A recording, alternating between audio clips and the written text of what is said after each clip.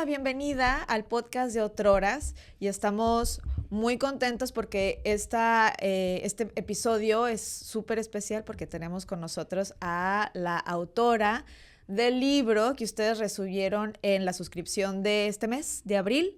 Lu, ¿cómo estás? Muy bien, ¿y tú?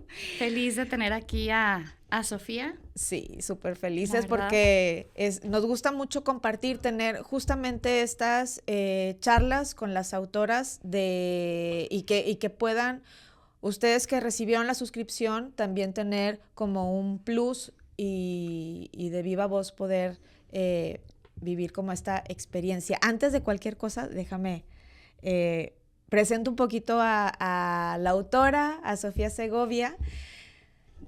Sofía Segovia estudió Ciencias de la Comunicación en la UDEM, en la Universidad de Monterrey. Es regia, norteña, sí señor. Y se dedica se dedicó al periodismo, es escritora, también da talleres de escritura, o dio talleres de escritura.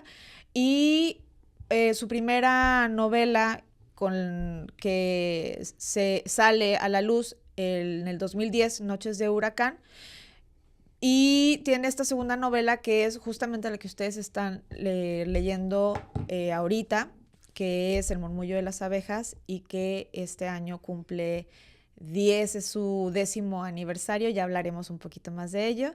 Y fue la novela con la que ahora sí que entraste con muchísimo punch, ¿verdad, Sofía? Sí, fíjate, después de mucho luchar y de mucha paciencia y esperar, el murmullo me abrió las puertas pues a este mundo increíble, de entrar en contacto con los lectores que realmente finalmente me parece que es todo el propósito de escribir. Sí, ¿y el murmullo de las abejas se trata de qué? Cuéntanos Bueno, poquito, pues sin, este es sin el hacer libro. spoiler. Quiero decir que... Quiero No le gustó, que... que no le gustó casi no me nada. gustó. Bueno, yo sí quiero decir que es un libro que disfruté muchísimo, Sofía. La verdad, yo era de las dos era la que, no, prohibido rayar libros, Sí, prohibido subrayar. Y bueno, o sea, lo tengo todo marcado. La verdad, es un libro que se disfruta. Ustedes que ya lo tienen ahí, que llegó con su suscripción, deberían estar disfrutando igual como lo hemos disfrutado nosotros. Y quien no lo tenga, pues adelante, vayan a comprarlo porque se disfruta. Está ambientada en Linares, Nuevo León. Y la historia comienza cuando la nana Reja encuentra a un bebé que nació con labio y paladar hendido. Y bueno, él, Simonopio, que lo encuentra cubierto por un enjambre de abejas que lo protege. Y así la historia se va desarrollando en diferentes etapas de la historia de México. Bueno, la Revolución Mexicana, la influencia española, la reforma agraria, otros conflictos sociales que se van desarrollando y se ven a través de la vida de la familia Morales Cortés y por supuesto de la llegada de Simonopio, cómo lo adoptan, cómo forma parte especial de la historia de la familia. Y bueno, es un libro que te toca. Yo le decía a Moni, platicábamos ayer para sí, prepararnos para hoy, y le sí. decía, ay, no, es que, ¿y cómo te fue? Y bueno, platicábamos, ¿no? La verdad, hay momentos en los que te emocionas, hay momentos que lloras, sí, lloré, casi muy común en mí cuando me emociono con los libros, pero todo el libro es un goce, te metes ahí y bueno, ahora que vayamos platicando vamos a ver por qué nos va llegando más a lo mejor con lo que se ha vivido Ujú. actualmente o con lo que hemos estado viviendo en los últimos años, ¿no? Sí, yo quería preguntarte, Sofía, empezando en algunas entrevistas has comentado que entraste tarde, justamente, bueno, que tú le llamas como tarde, entre tarde a escribir.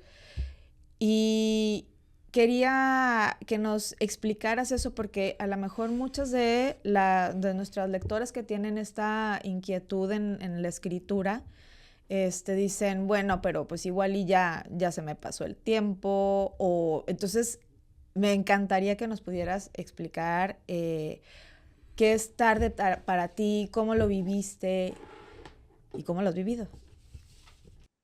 avanzada la vida, digamos. Es que de verdad que creo que si alguien puede hablar de que nunca es tarde, soy yo. Em, Soy de Monterrey y entonces no era fácil en mí, pues en mi infancia y juventud, darse cuenta de que en Monterrey se podía producir arte. Me refiero a arte de todo tipo, pero literatura en particular. Yo que era muy lectora de toda la vida, pues siempre pensaba que toda la literatura se hacía en otro lado. O sea, simplemente lo intuía, ¿no? Y yo no sabía que alguien de aquí y mujer podía soñar con crear lo propio. Y se tuvo que anunciar el fin del mundo para el año 2000, o sea, iba a ser el año 2000 y nos anunciaron, se va a acabar el mundo. Y no que yo lo creyera, pero realmente tomé ese momento como una oportunidad para detenerme un poco y escuchar lo que yo traía adentro y que los ruidos de la vida y los deberes de la vida, pues te van acallando un poco, ¿no? Porque tienes que atenderlo todo menos lo propio. Y entonces resulta que dije, si se acabara el mundo, ¿yo qué he hecho? Y había hecho muchísimo, inclusive mi familia, ya tenía los hijos que iba a tener, con el marido que sigo teniendo. Este año cumplimos 40 años de casados, por cierto.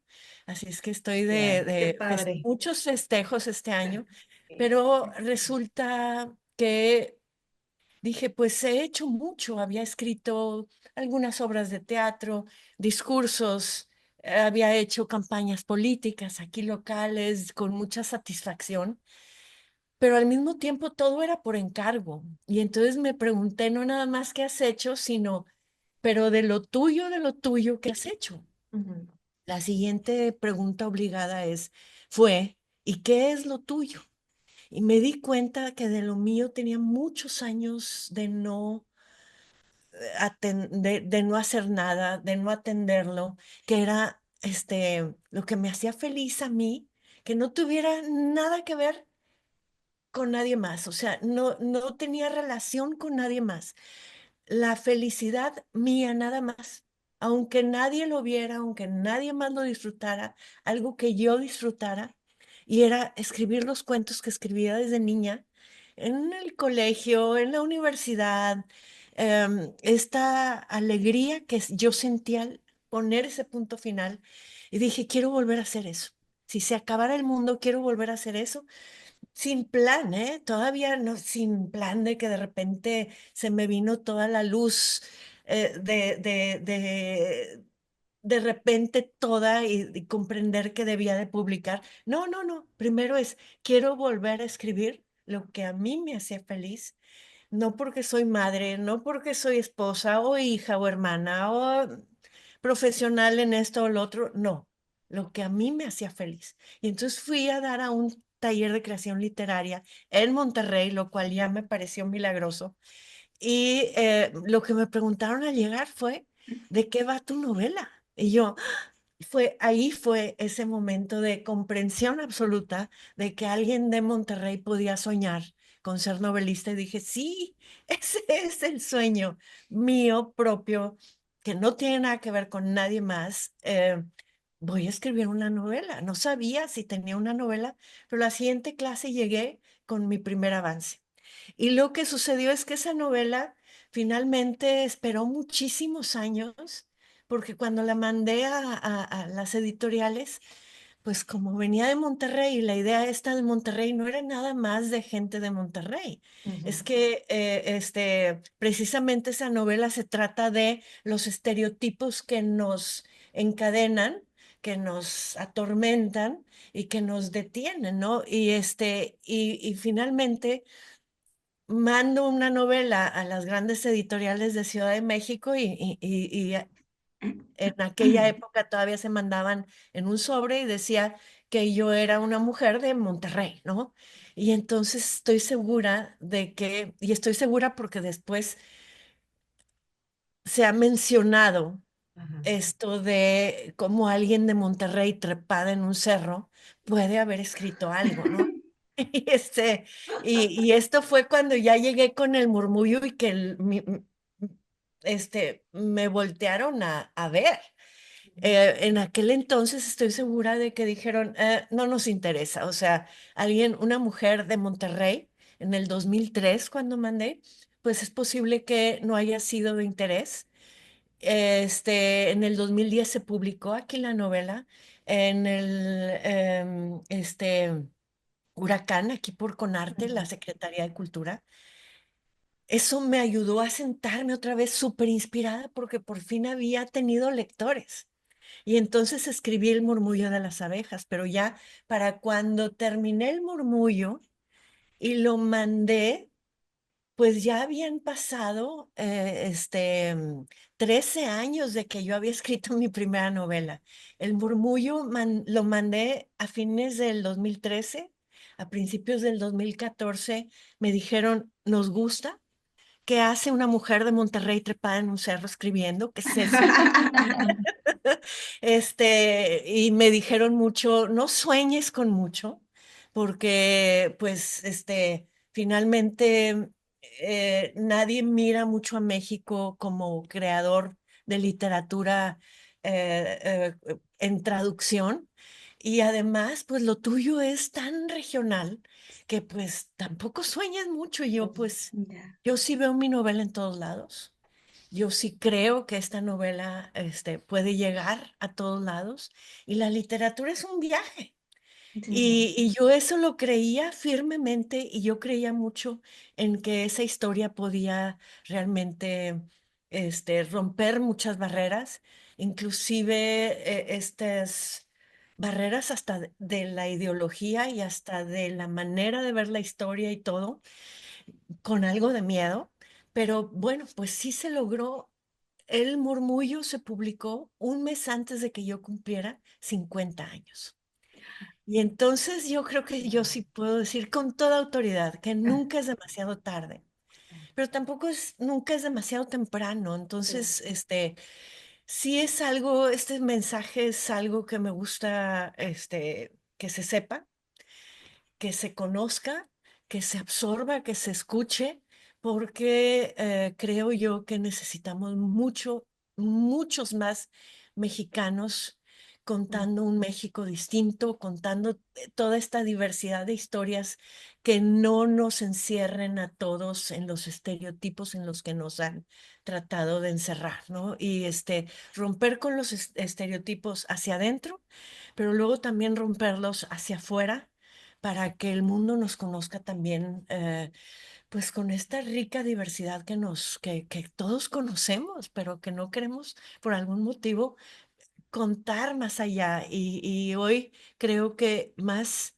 nos estamos atreviendo, y sobre todo más mujeres, porque cada vez se nota que somos más mujeres las que leemos. Y de este pool, de este universo de lectores, salen naturalmente los siguientes escritores. Y bueno, Sí. si cada vez son más las mujeres, lo siguiente es que sean cada vez más las mujeres escritoras. Entonces eso también me emociona muchísimo.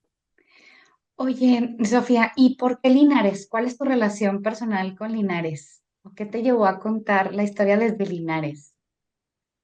Pues eso, me han preguntado muchísimo hace 11 años cuando apenas terminé la novela y que empecé a contar aquí. Terminé una novela que sucede en Linares.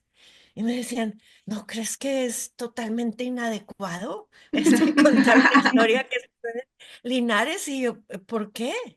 Pues porque no sucede en no sé qué pueblo de México impronunciable para alguien de Monterrey y del noreste, ¿verdad? No tenemos esta cultura de las otras lenguas mexicanas, y yo no puedo pronunciar ese nombre que acabas de decirme. Yo no puedo contar esa historia. Yo lo que Ujú. puedo contar es una historia que yo conozco muy bien. No que alguna vez hubiera yo ido antes a Linares, yo nunca había ido a Linares, pero me queda aquí a 1 hora y media y sobre todo me queda a una anécdota de distancia a 10, a 20, porque parte de mi familia viene de Linares y parte de mi familia precisamente ya no está en Linares por esta historia. Y yo quería contar la historia de Monterrey al estilo, te lo cuento a ti, Pedro, para que lo entiendas tú, Juan, ¿no?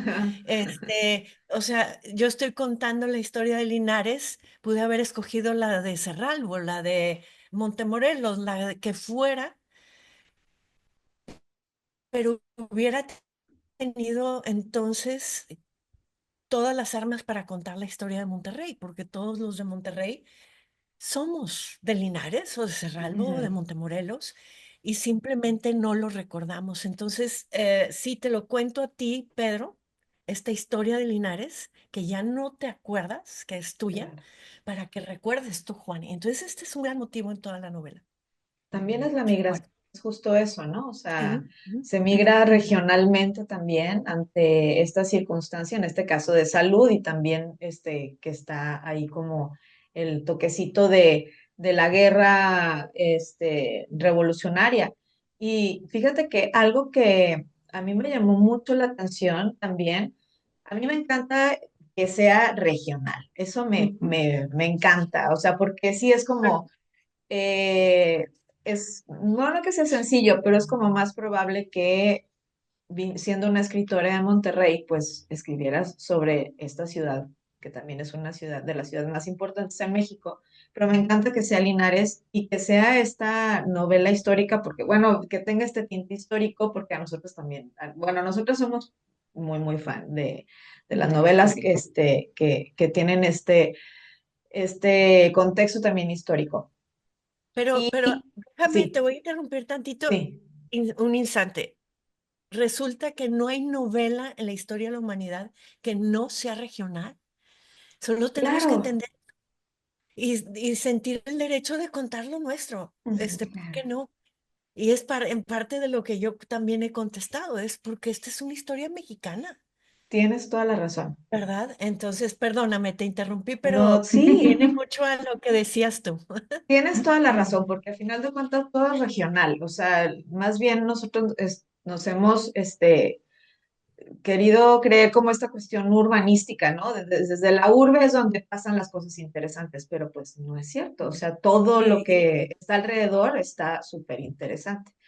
o una sola región, ¿no? Una sola región. Hasta la historia oficial de este país, hasta la literatura y hasta las películas y hasta todo siempre se ha contado en una región muy Sí. específica y todo lo demás queda sin contarse, ¿no? Y desde Entonces, un ángulo, que es ajá, justamente eso, que a mí me llama mucho la atención que además sea desde un ángulo en donde está esta familia de hacendados, que bueno, hemos tenido muchos ejemplos de literatura, por ejemplo, los de abajo, ¿no? De Mariano Azuela, que es siempre como el campesino es el bueno, los hacendados siempre son los malos, y no es cierto, en nuestra historia siempre están estos matices en donde dices, bueno, había hacendados que daban dignificaban como la vida, ¿no? No todos eran los malos, los que explotadores, etcétera. Y a mí se me hace súper interesante que pongas un acento justamente en esto, en los hacendados, que tenían eh, pues que tenían también como ese sentido muy humano, ¿no? ¿Por qué decides contarlo o fue intencional o no, este ángulo? bueno, es que desde el momento en que decido contar Linares, estoy contando el noreste. No Ujú. pude contar todos los pueblos del noreste, pero en Linares yo quería amasar todo el espíritu de la gente norestense. Y hay una cultura acá que nunca se ha contado en México, porque es muy incómoda. Es muy incómoda la cultura norestense en la narrativa mexicana, que cuenta precisamente el hacendado es el malo, el campesino siempre es el bueno, y decir, espérame, es que la historia del noreste es tan distinta a la del sur. La Ujú. del sur es verdad, no se puede negar, no se puede negar este abuso mm, por muchas generaciones para atrás, desde que se instalaron estas grandes haciendas y se Ujú. adueñan de toda vida que sucede dentro de esas haciendas a través de las tiendas de raya y todo eso. Pero en el noreste, Muy esa diferente. historia no sucedió. Esa historia no sucedió por imposible, por lo que sea, pero hay una explicación histórica por lo que sí sucede en el sur y por lo que no sucede en el norte, en el noreste, perdón. Ujú. En el noreste, para cuando en 1910 que yo estoy contando esta historia, no hay pueblos originarios. O sea, no hay esta diferencia entre el rico y el pobre, el rico que es el blanco españolado y el pobre que es indígena. Ujú. No, acá tal vez, sí, claro que había gente que necesitaba trabajo, ¿cómo no? Y gente que empleaba, pero eran primos. Es que somos primos. Ujú. Será un meme, ahora un meme, pero es que tiene una razón histórica. Y entonces tú todavía vas a esta zona, esta región de la que yo estoy escribiendo, y hay gente que es más rubia que yo, que trabaja Sí. el campo, porque simplemente es el desarrollo histórico, no se puede ignorar. Y el desarrollo histórico tiene un peso sobre el presente. Y en este momento el presente es 1910 de esta novela. Y resulta que en ese momento no existían acá, en esta zona, las grandes haciendas, imposible por la historia que tenemos, que no se cuenta en México, por la cultura laboral que existía aquí, que era Ujú. realmente así como estaba el estado del mundo en ese momento, y me refiero, ahora los vemos como los grandes avanzados, Europa o Estados Unidos. No, la situación laboral en ese momento era terrible, era súper cruel. Ujú. Aquí es hasta ahorita, en esta zona que atañe a la novela, es donde yo he encontrado históricamente, en este momento. De hecho, nosotras, digo que estamos aquí en la región lagunera, en Torreón, lo comentábamos también y yo le decía, bueno, yo soy historiadora y entonces me tocó pues investigar una familia que tenía una hacienda aquí y yo le decía, es que es increíble, o sea, este matiz en donde tenemos estos hacendados, yo le decía, esta familia les tenía hasta una clínica de salud, les tenía canchas de fútbol, o sea, es decir, había recreativos, y de alguna manera, pues bueno, también, como dices tú, la historia avanza, se genera esta reforma agraria y pues bueno, también salen perjudicados, pero sí, es una historia en el noreste Y Que salen no se cuenta. marcados, y lo decías tú, o sea, los hacendados para siempre van a ser los malos de este cuento. Pero Ujú. espérate, ¿de dónde eran los hacendados?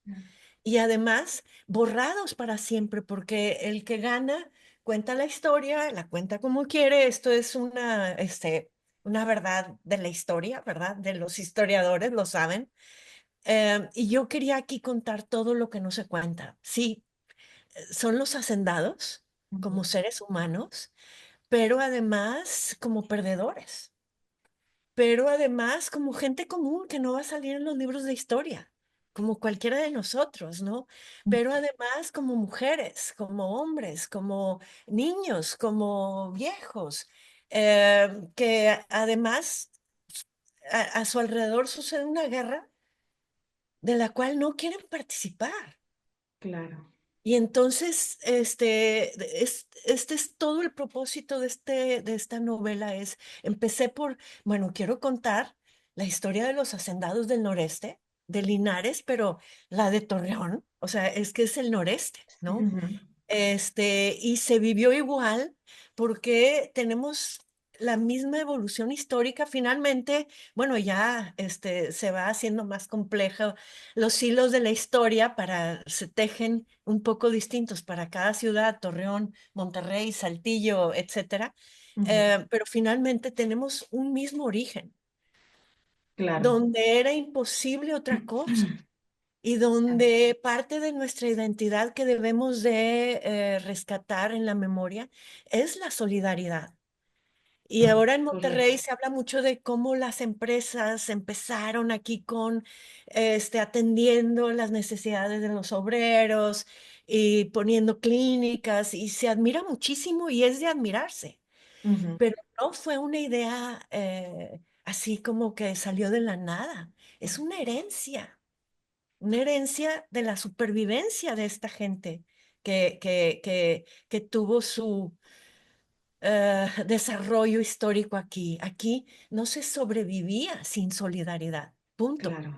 O sea, tenías Y que cuidar de tu vecino porque tu vecino te iba a cuidar. Así de peligrosa es la historia, o sea, el desarrollo histórico aquí y la ujú, supervivencia en, en todo el noreste de México. Claro. Y lo muestras incluso también con las relaciones interpersonales, porque esta adopción de Simonopio que se da totalmente desde el corazón, que se vuelve parte, y bueno, también ahí es que se ven todos estos matices, ¿no? Es estas relaciones, este cuidarse sin importar nada más. Sí, Y, es la pero ver, adopción de Simonopio, pero ajá. también un poquito antes de Espiricueta y muchos años Ujú. antes de la ajá. Nana Reja. Ay, la nana Sí, regia. sí. Esto de abrir las puertas y hacerlos parte de la familia, ¿no? Claro. Del cuidado que merecen y pues hasta donde se dejen, porque Claro. luego hay Sí. uno que finalmente pues Que no no se se deja deja tanto. bien, ¿verdad? Pero sí, es parte de pues la mentalidad un poco de enjambre que hay aquí, de comunidad, de colonia como las abejas. Las abejas no pueden sobrevivir solas.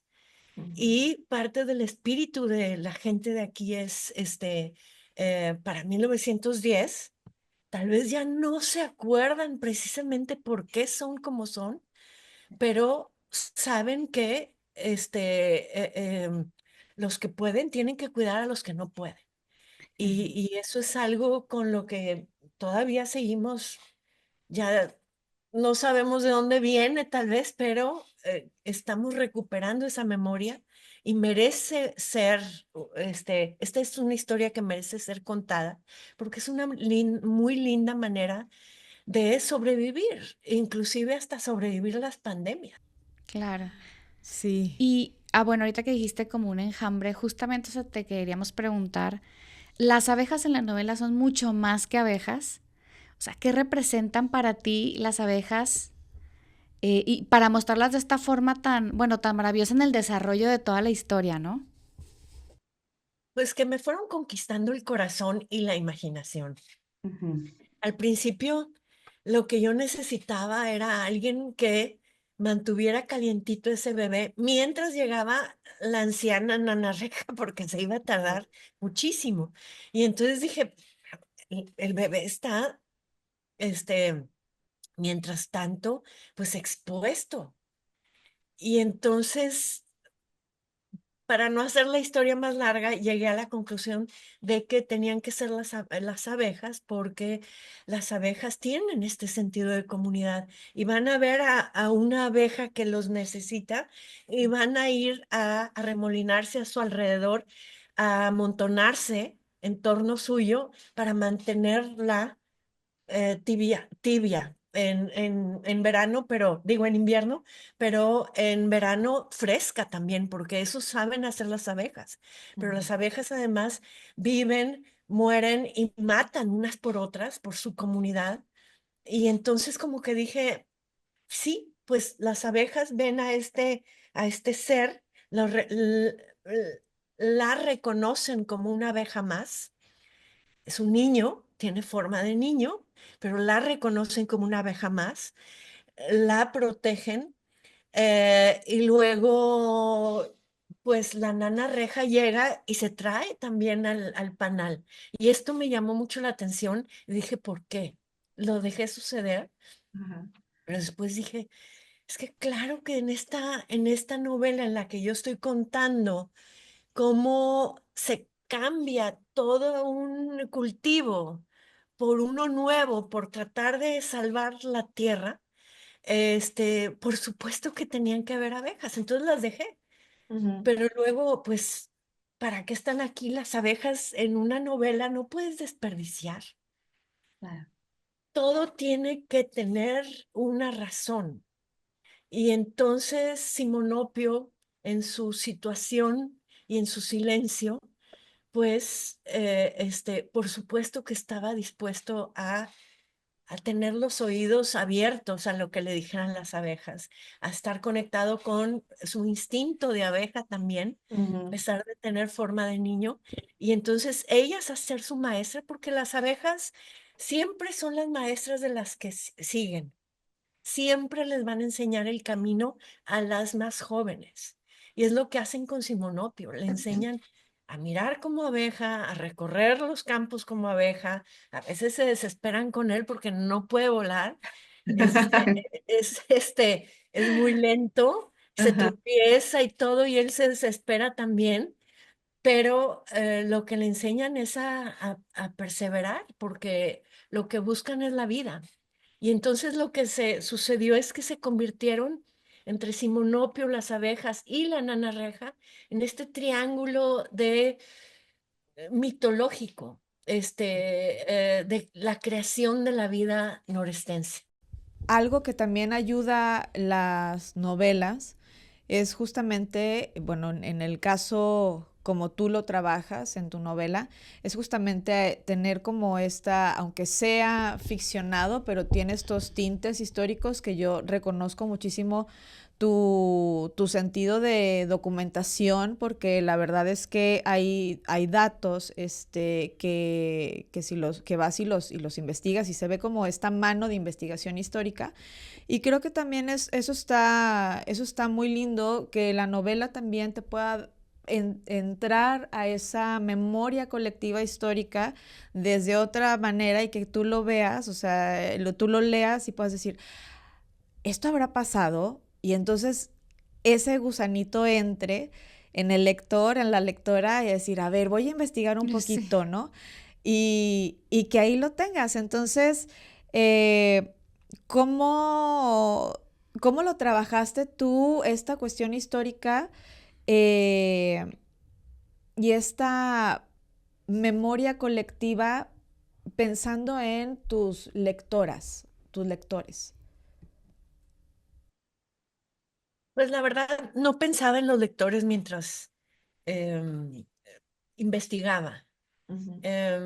Pensaba en cómo escribía yo, que es muy curioso, pero o sea, no sabía lo que esto iba a provocar.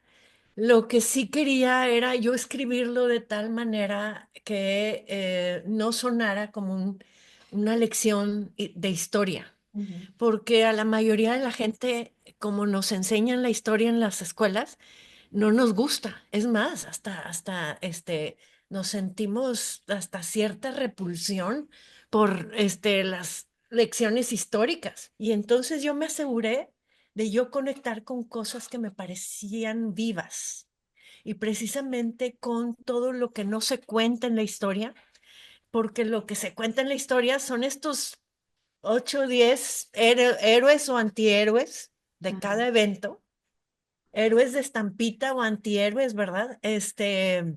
Que pues los vemos en las estampitas estas que la gente de mi generación al menos usamos para hacer nuestros trabajitos. A nosotros Copiábamos lo que tocó decía todavía. cada una estampita todavía. Y resulta que en realidad hacías todos los, mecánicamente, el mismo trabajo cada año tal vez, Ujú. y esos héroes no te decían nada y no parecían pertenecerte y tú no parecías pertenecerles, pero que cuando de verdad empiezas a investigar las cosas más comunes, empiezas a preguntar como si fueras un personaje de novela que vivió, o sea, un personaje que te parece vivo, porque pues para mí Ujú. mis personajes viven, ¿no? Una Beatriz o un Francisco empiezan a preguntarse, oye, como gente contemporánea de esa época, oye, no entiendo nada. Ujú. Y entonces te das cuenta que sí, pues no entiendes nada. ¿Por qué? Porque te estás preguntando cosas que nunca te habías preguntado. Y lo que pasa es que a mí me parece que lo más hermoso en esta vida son las preguntas. Sí. Las preguntas que a mí me llevaron a querer investigar. Y yo creo que eso es lo que ha provocado a los lectores de esta novela, porque sí, muchos llegan y me dicen, me quedé investigando sobre esto y sobre lo Sí. otro, y ha sucedido también peregrinos, Sí. estas historias tan comunes que creemos saber y conocer ya de memoria, y luego decir, ay, pero nunca me lo había preguntado así. Y Claro. nunca lo había visto así desde este punto de vista. No sabía que había puntos de vista. O sea, cuando Claro. empiezas a verlo así, es bien interesante lo que sucede porque tenía que ser a través de un cuento, o sea, una novela, que te provocara estas cosas. Y para mí Claro. fue fascinante que mis personajes me provocaran preguntas que yo sabía que algo había dentro de mí, pero los personajes le dieron una voz bien clara a preguntas que yo decía, ay, mira, mira, estos personajes están bien conectados con su momento histórico, pero ha sido una gran satisfacción ver cómo a través de un cuento, gente que conoce tan bien su propia historia ha logrado tener curiosidad. Y Ujú. lo que pasa es que hay una cita que me gusta mucho de Rudyard Kipling que dice que si la historia nos la contaran en forma de cuento, nadie la olvidaría. Claro. ¿Por qué? Porque quizá ahí sí que encontramos preguntas, ahí sí que encontramos personajes vivos, ahí sí que encontramos conexión y Ujú. ahí sí que vamos a ir, fíjate, no nada más a buscar datos históricos, que eso me ha sucedido, que lectores me dicen, me fui a investigar esto y lo otro, pero no nada más eso, sino también me fui a preguntarle a mis papás, a mis abuelos. Sí, ¿Qué sí. pasaba? Cuando en realidad nunca había habido esta curiosidad y que vivimos en una zona que ha conservado este hermetismo porque no Ujú. queremos pasarle a la siguiente generación este dolor. O sea, todos somos Francisco Chico, ya hechos ancianos, Ujú. que no quisimos olvidar lo que duele, ya no lo quisimos pasar a la siguiente generación y entonces vivimos en esta desmemoria artificial, ¿no? Y y entonces me ha gustado mucho provocar a través de las preguntas de mis personajes, Ujú. provocar este interés por, a ver, ¿dónde estaba mi familia en ese momento? Y comprender que no hay momento en la historia de la humanidad en el que no hemos estado. Oye, Sofía, en una entrevista que te hicieron a ti en la UDEM, tú decías que la literatura tiene el poder de enseñarnos y prepararnos para enfrentar situaciones difíciles. Entonces, es imposible no preguntarte que, por ejemplo, el COVID, ¿no? Ahora vivimos el COVID hace poco, la inseguridad que de alguna manera eh, cuando sale tu novela se estaba también viviendo en el país y sobre todo también En en el esta norte. zona, en el noreste. Sí. Y de qué forma, o sea, qué relevancia has notado tú o qué ha cobrado la novela después del COVID, porque yo te voy a decir, si lo hubiera leído antes de vivir el COVID, no sé cómo lo hubiera visto, o habría muchas cosas que no hubiera entendido. Como anécdota, ¿no? Sí, a lo mejor de la inseguridad sí, pero respecto a una pandemia, sí, yo lo veía y decía, ay, sí, claro, o sea, porque ya te toca, ¿no? Ya te va tocando la lectura de otra forma porque viene saliendo de vivir algo por el estilo, que, no sé, cobró una nueva relevancia la novela, qué comentarios has recibido de antes del COVID y después del COVID al respecto de cuando hablas tú de la influencia española. Pues me preguntan que si soy vidente cada rato, y es que todas mis novelas a la postre parecen muy perceptivas. Y bueno, es que sí me gusta escribir con, con, eh, en, llegar a un cierto trance, escribir y llegar a una profundidad en la que no llegamos en la vida normal, ¿no? Cuando escribo no estoy conectada con la vida absolutamente normal, me llevo me llevo mis preguntas, pero luego voy profundísimo y encuentro estas cosas, no nada más dentro de mí, sino en la historia. Y es que la historia es la mejor predictora del futuro. Realmente el que conoce su historia, ya ves que hay este dicho de que el que no conoce su Conoces, historia sí, está condenado a volver a vivirla. repetirla. Sí. Los que la conocen también están condenados a volver a vivirla. O sea, es que somos el mismo bicho nosotros, o sea, se cambiarán los bichos, pero el ser humano no cambia. Y entonces todos estamos condenados a volver a vivir la historia. Los que conocemos la historia estamos capacitados para predecirla un poco, ¿verdad? Ujú. Y no me refiero que cuando yo escribí esta novela yo ya estaba prediciendo que en el 2020 iba a volver. Yo escribí esta novela en el 2010. Lo que sucede es que acaba de suceder este susto del 2009 del H1N1, ¿se acordarán? Ujú. Y entonces me hizo muy sensible a el miedo y a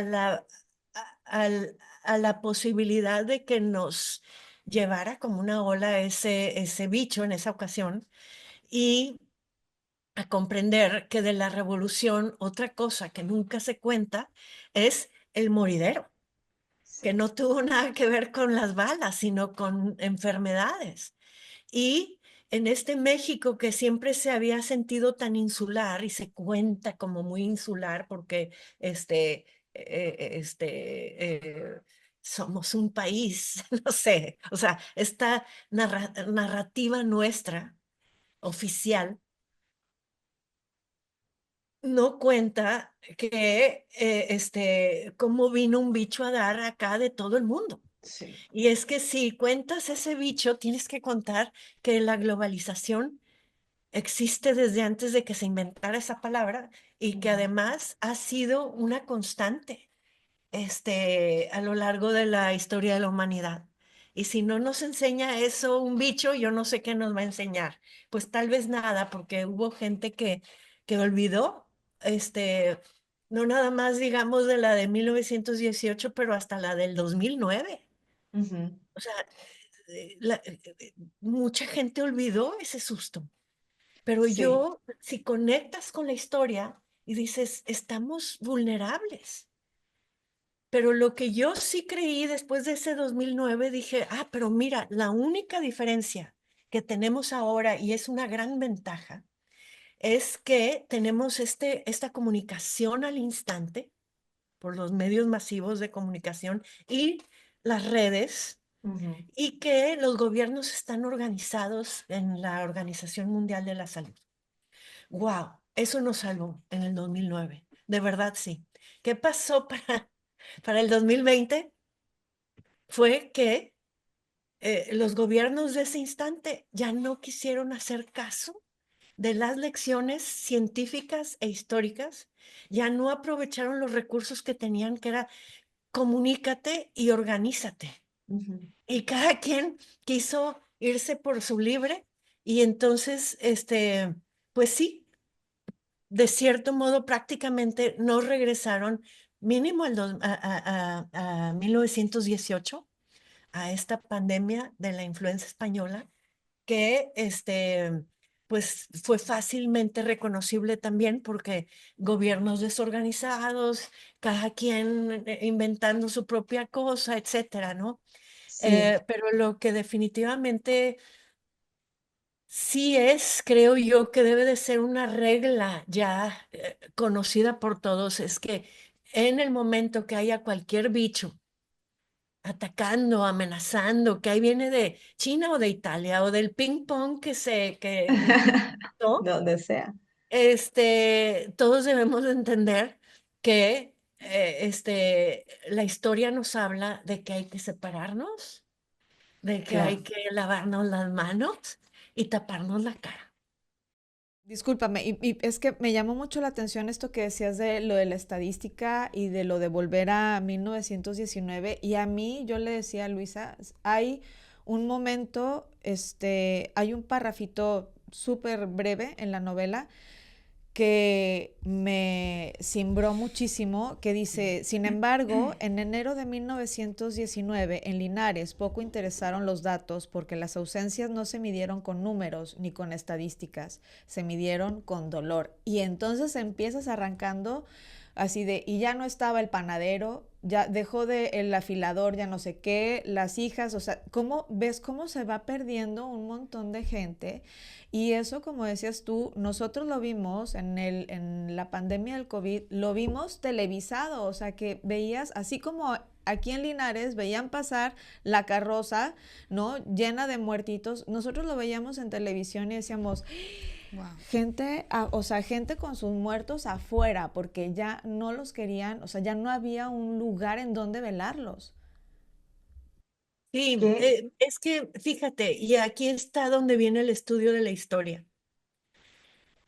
Todas las pandemias de la humanidad han resultado en exactamente lo mismo. Todas. Diferente bicho y Ujú, diferente vestimenta y quizá unos castillos y otros lo que sea, pero todos resultan en lo mismo. ujú, Todos quieren salvarse, todos quieren salvar a su familia, tal vez no saben todavía cómo, pero se encierran, pero tienen que salir porque tienen que ir a comprar lo que tienen que comprar, ujú, este, exactamente lo mismo. Y luego además, para mí la del 2020 fue una lección tremenda porque venía de la del 2009 con esta arrogancia de decir, ya tenemos una ventaja. Pues sí, pero para el 2020, con todo propósito, gracias a los gobernantes, perdimos la ventaja. Y ujú, entonces lo que sucede es que hay un cierto problema con sentirse tan modernos que un bicho no te va a hacer ningún daño porque eres tan moderno y le hablas a la gente por la tele diciéndoles no se preocupen, saquen su escapulario, muérdanse el cachete, como vimos aquí que sucedió. Hay una foto que jamás voy a poder olvidar y jamás voy a poder perdonar porque fue de una irresponsabilidad suprema, de una arrogancia ante las realidades del mundo natural y de la historia, que fue esa foto de un dirigente nacional mordiéndole el cachetito a una niña y diciéndonos, abrácense y bésense, ¿no? Y, ujú. eh, creo que el doctor Cantú en la novela, y esto es algo que digo yo, mira, lo que sucede es que una novela no nada más ve los datos históricos, y cuando no quieres contar una lección de historia, Ujú, realmente lo que sucede es que la historia vive en una novela, puede vivir, ¿no? Y lo que me gusta mucho haber hecho ahora es ver este momento en la historia, pero de manera esférica, como le gusta ver la vida a Simonopio, como las abejas ven ujú. toda la esfera, ver este momento de manera esférica e incluir al doctor Cantú en en este punto de vista que él tiene de decir, es que milagro hubiera sido que los arrogantes del gobierno hicieran caso de los expertos. Las novelas nos salvan también, ¿no? Son espejitos.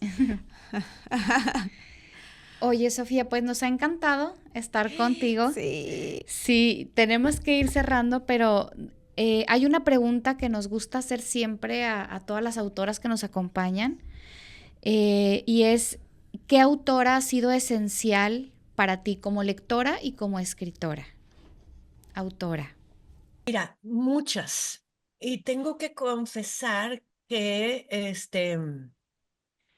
no había tantas en mi pasado porque, bueno, hasta hace poco todas leíamos hombres también, lo Ujú, cual creo yo que también es una ventaja.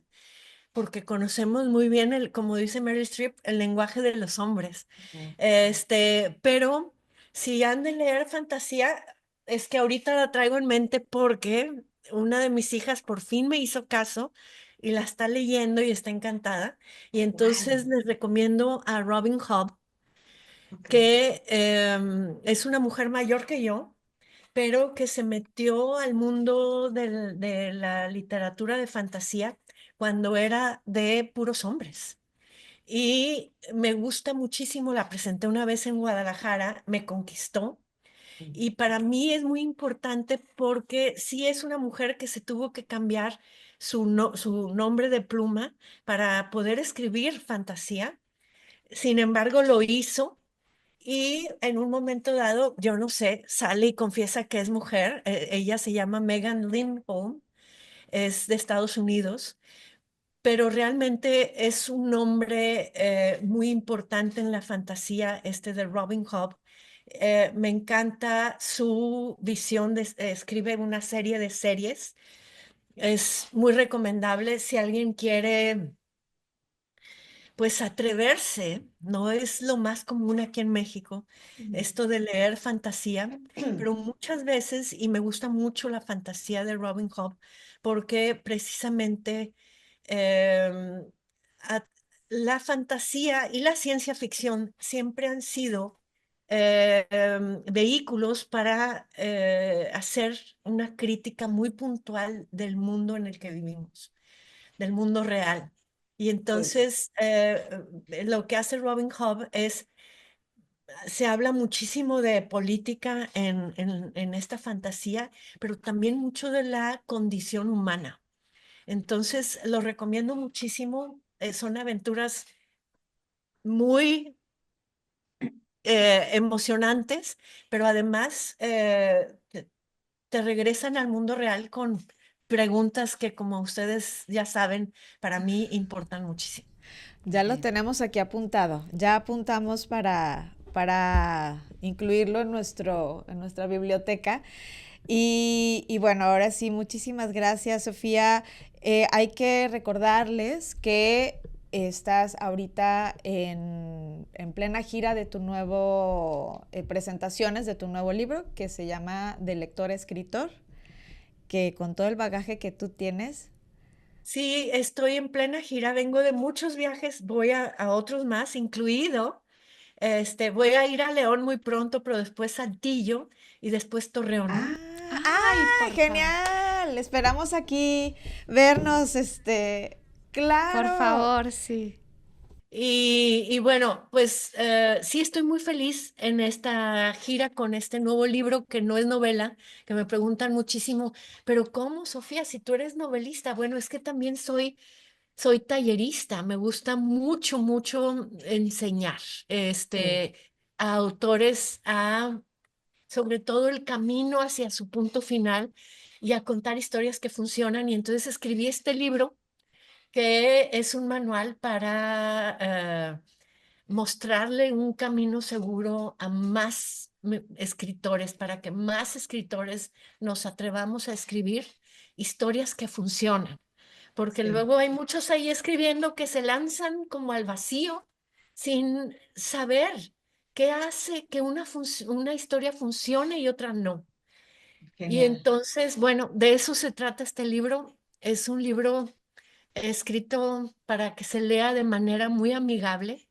Es un libro que también está escrito para que lectores Ujú. que, bueno, después no se animen a escribir, lean mejor también. Sí. Entonces me gusta mucho que cualquiera se acerque a este libro de lector a escritor. Así se titula este libro porque creo que entre el lector y el escritor es el camino natural, pero al mismo tiempo se erige una frontera durísima, muy difícil de cruzar, Ujú. pero que, bueno, con una mano amiga, con buena brújula, sí se puede y aquí está este libro. Y con Y tu es de lo que estoy expertise. ahorita. Y luego también festejando este año los 10 años del Murmullo. Viene muy pronto, todavía no tengo la fecha precisa, pero viene una nueva edición del Murmullo de aniversario, va a ser de colección Me Ay, qué gusta bello. muchísimo, ahorita estoy muy emocionada con esto. 10 años de una novela mexicana que además pues tiene 22 traducciones en el mundo. Wow.